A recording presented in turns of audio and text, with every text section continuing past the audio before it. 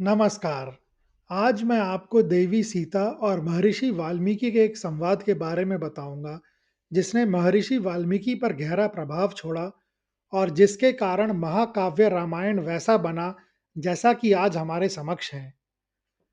यह घटना उस समय की है जब अयोध्या में भगवान श्री राम का राज्याभिषेक हो चुका था। राम ने एक राजा के रूप में अपनी प्रजा के प्रति कर्तव्य को सर्वोच्च माना। जब उन्हें पता चला कि नगर के कुछ लोग उनकी पत्नी सीता की पिछली अग्नि परीक्षा को लेकर संदेह व्यक्त कर रहे हैं, तो उन्होंने एक अत्यंत पीड़ादायक और कठोर निर्णय लिया। राम ने, हालांकि वह व्यक्तिगत रूप से सीता की पवित्रता पर पूरा विश्वास रखते थे, पर फिर भी उन्होंने एक आदर्श राजा के रूप में प्रजा की संतुष्टि के लिए अपनी गर्भवती पत्नी देवी सीता का त्याग करने का आदेश दिया। इस आदेश का पालन करने की जिम्मेदारी राम के छोटे भाई लक्ष्मण को सौंपी गई। लक्ष्मण के लिए यह कार्य किसी वध से कम नहीं था। उन्होंने सीता को रथ में बिठाया, यह कहते हुए कि उन्हें वन में ऋषियों से मिलने के लिए ले जाया जा रहा है। जब वे गंगा नदी के तट पर पहुंचे, तो लक्ष्मण ने कांपते हुए हाथों से सीता को प्रणाम किया और कहा, हे माता, आज्ञा है कि आप अयोध्या लौटकर नहीं आ सकती। यह मेरे भ्राता का निर्णय है और यह मेरे जीवन का सबसे दुखद कार्य है। यह सुनते ही सीता के लिए वह क्षण वज्रपात के समान था। उन्हें विश्वास नहीं हुआ कि जिन राम के लिए उन्होंने इतने कष्ट सहे, वह उन्हें इस गर्भावस्था में त्याग सकते हैं। अत्यधिक दुख और अपमान के कारण सीता लगभग अचेत हो गईं। लक्ष्मण रोते बिलखते उन्हें वहीं छोड़कर वापस चले गए। अकेली, असहाय और अपने गर्भस्थ शिशुओं की चिंता में व्याकुल सीता गंगा और तमसा नदी के संगम के आसपास निर्जन वन में भटकने लगी। वह अयोध्या के राजसी ऐश्वर्य, पति के प्रेम और सुरक्षा से एकदम दूर हो चुकी थी। भाग्यवश सीता उसी वन क्षेत्र में पहुंची जहां महान ऋषि और तपस्वी महर्षि वाल्मीकि का आश्रम स्थित था।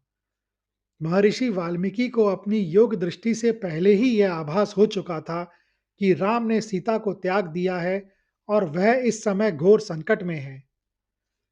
महर्षि ने सीता को वन में भटकते हुए देखा और तुरंत उन्हें आश्रम में लाने का आदेश दिया। वाल्मीकि ने सीता को अपनी पुत्री के समान माना।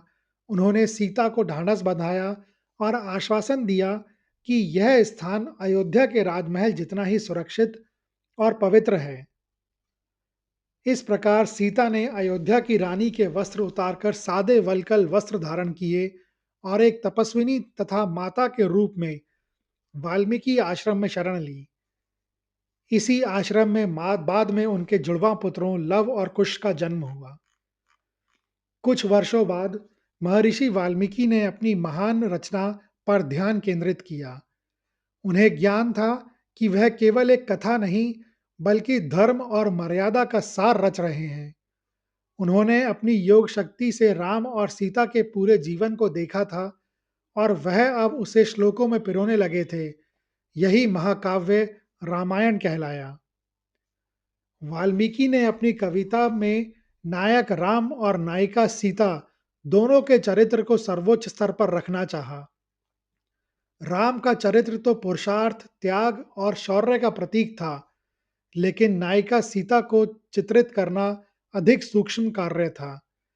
वह चाहते थे कि उनकी नायिका केवल सुंदर ना हो, बल्कि राजसी वैभव, पवित्रता और असहनीय दुख में भी अड़िग रहने वाले चरित्र का प्रतिनिधित्व करे। अपनी रचना के नायिका चित्रण में पूर्णता लाने के उद्देश्य से महर्षि ने एक दिन आश्रम की सभी महिलाओं को एकत्रित किया। इसमें वृद्ध तपस्विनियां, ऋषि पत्नियां और स्वयं देवी सीता भी शामिल थी।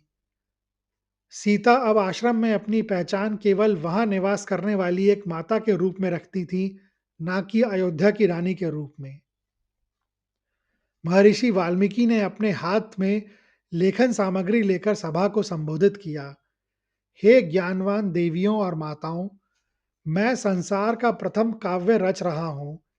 इसमें मेरी नायिका वह स्त्री है जिसने संसार का सर्वोच्च ऐश्वर्य देखा है और जिसे मैंने अपने योग दृष्टि से देखा है। मैं अपनी कविता में उसके राजसी सौंदर्य और दिव्य पद की भव्यता को शब्दों में उतारना चाहता हूँ। महर्षि ने आगे अपनी इच्छा जताई, मैं चाहता हूँ कि आप सभी देवियाँ अपनी संदूकचियों में रखी अपनी सबसे कीमती वस्तुएं, वे आभूषण, वे वस्त्र जो राजसी विवाहों और बड़े उत्सवों पर पहने जाते हैं, यहाँ मेरे सामने रखें। मैं उन रत्नों की चमक, उन कपड़ों की बुनावट और उनके वैभव को देखकर अपनी नायिका के सौंदर्य का ऐसा वर्णन करूंगा कि वह अमर हो जाएगा।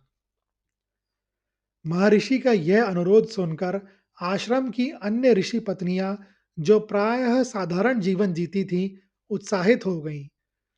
वे अपनी संदूकचियों में अपने विवाह या पैतृक पक्ष के से प्राप्त कीमती हार, कुंडल, चूड़ियां और रेशमी वस्त्र निकालकर उत्साहपूर्वक महर्षि के सामने रखने लगीं। वहां एक छोटी सी प्रदर्शनी जैसा दृश्य उत्पन्न हो गया, जहां हर आभूषण अतीत के गौरव की कहानी कह रहा था। जब महर्षि वाल्मीकि और आश्रम की अन्य ऋषि पत्नियों ने अपने अपने आभूषणों और वस्त्रों का प्रदर्शन कर दिया, तो स्वाभाविक रूप से सबकी निगाहें सीता की ओर मुड़ गईं। सीता एक पेड़ के नीचे शांत भाव से बैठी थीं।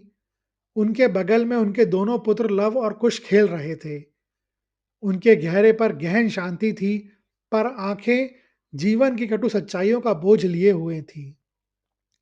वह राजसी वस्त्रों और रत्नों के इस प्रदर्शन से बिल्कुल अप्रभावित थीं।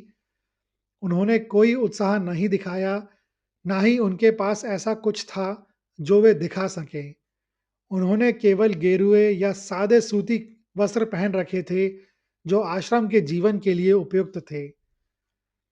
उनके शरीर पर कोई आभूषण नहीं था और ना ही माथे पर कोई भव्य श्रृंगार। वह एक सामान्य तपस्विनी से भी अधिक सादी लग रही थीं। महर्षि वाल्मीकि ने सीता की ओर संकेत करते हुए अत्यंत विनम्रता और उत्सुकता से पूछा, हे पुत्री सीता, अन्य देवियों ने अपने संग्रह से अमूल्य रत्न और वस्त्र प्रस्तुत किए हैं। क्या तुम्हारे पास भी ऐसा कुछ है जो तुम मुझे अपनी काव्य नायिका के चित्रण के लिए दिखा सको? तुम तो स्वयं सामग्री रही हो। यह प्रश्न सीता के हृदय में गहरी चोट पहुंचा गया। यह उन्हें अयोध्या के उन दिनों की याद दिला गया जब वह राजसी वैभव वैभव से रहती थी, लेकिन साथ ही उन्हें उस अपमान और त्याग की भी याद दिलाई जिसने उन्हें इस स्थिति में ला खड़ा किया। सीता ने धीरे से सिर उठाया। उनकी आंखों में एक क्षण के लिए पीड़ा की झलक आई, पर तुरंत ही उसे दृढ़ता और शांत आत्मसम्मान ने ढक लिया। उन्होंने अपने हाथ जोड़े और महर्षि को प्रणाम करते हुए अत्यंत सौम्य किंतु स्पष्ट शब्दों में उत्तर दिया, हे पूज्य महर्षि, मैं आपके इस महान कार्य का सम्मान करती हूँ और आपकी नायिका के चित्रण में सहायता करना मेरा सौभाग्य होगा। परंतु मेरे पास दिखाने के लिए कुछ नहीं है जो आपने अन्य देवियों से मांगा है।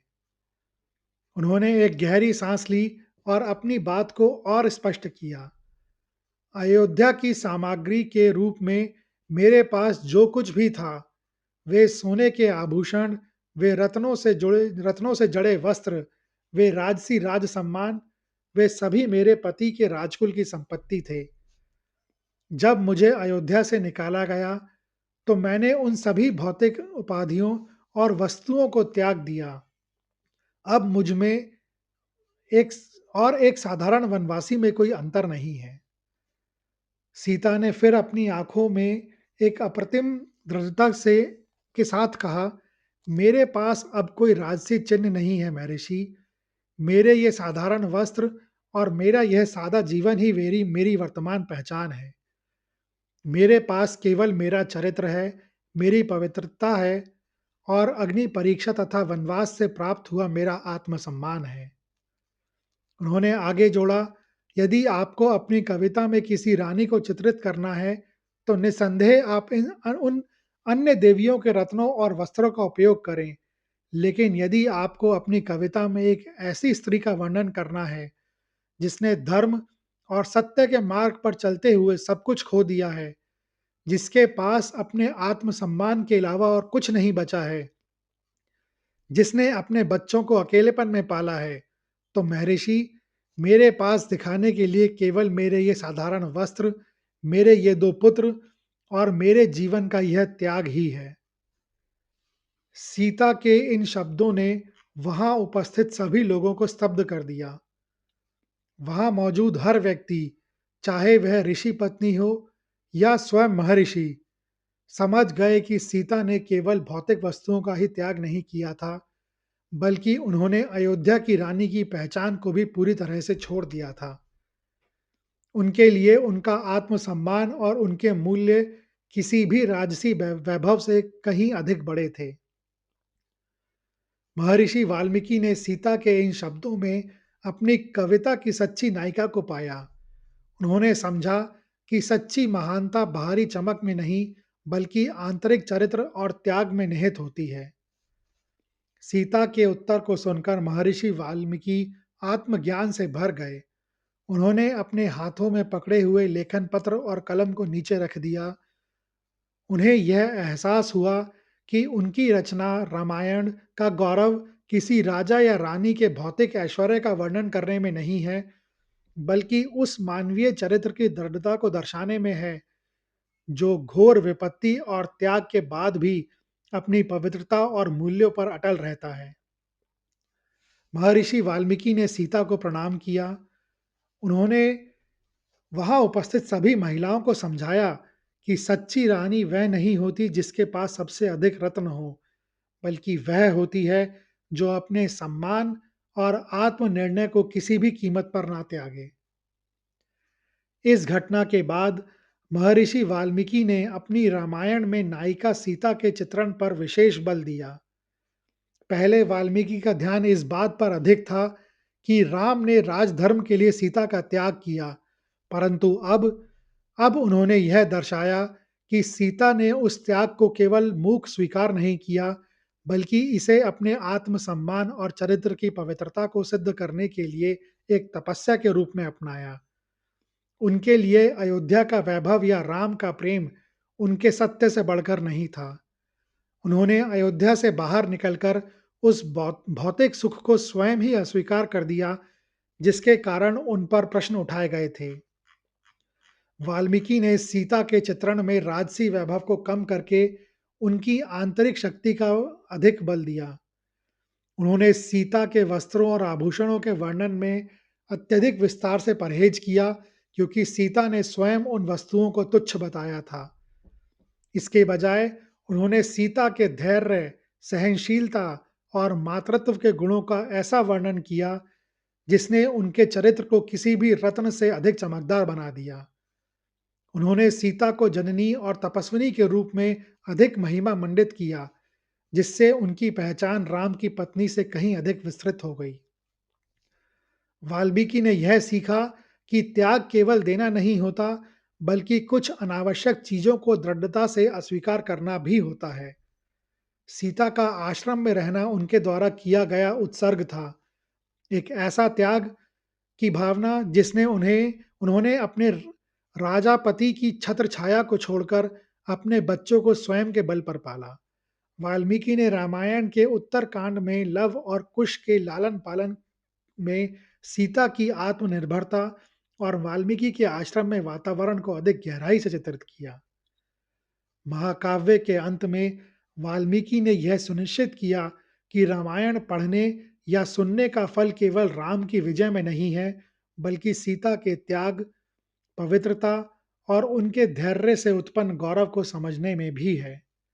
उन्होंने सीता को केवल राम की पत्नी के रूप में ही नहीं, बल्कि एक स्वतंत्र और दृढ़ व्यक्तित्व के रूप में भी चित्रित किया।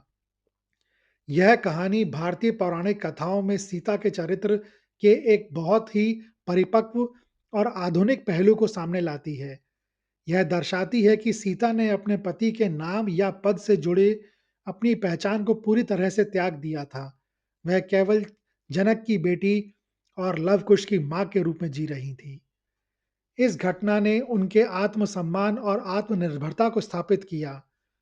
उन्होंने किसी भी पुरुष, चाहे वह राम ही क्यों ना हो या वाल्मीकि, की संपत्ति या सुरक्षा पर निर्भर रहने से इनकार कर दिया। यह कहानी सुनने के लिए धन्यवाद। अगर आपको यह कहानी अच्छी लगी हो, तो कृपया इस वीडियो को ज़्यादा से ज़्यादा लोगों के साथ शेयर करें, लाइक करें व चैनल को सब्सक्राइब करें। कमेंट्स बॉक्स में लिखें, जय माता सीता।